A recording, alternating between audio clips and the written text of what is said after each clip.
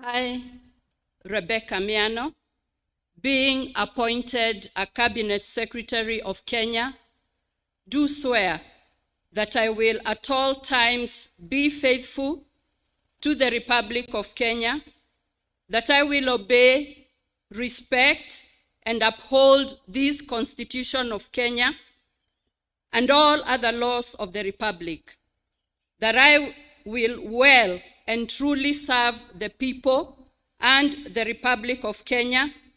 in the office of Cabinet Secretary, that I undertake to hold my office as Cabinet Secretary with honor and dignity, that I will be a true and faithful counselor to the President for the good management of the public affairs of the Republic of Kenya,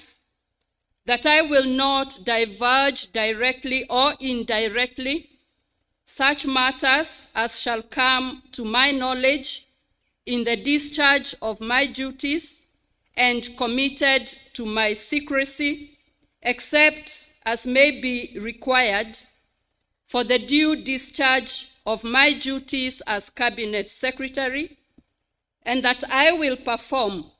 the functions of my office conscientiously and to the best of my ability. So help me God.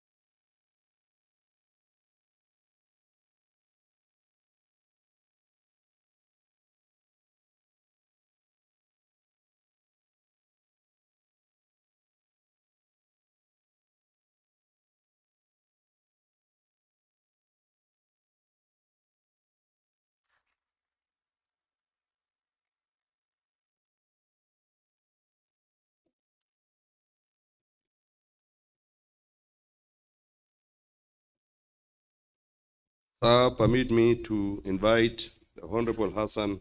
Ali Joho, AGH Cabinet Secretary, Minister of Mining,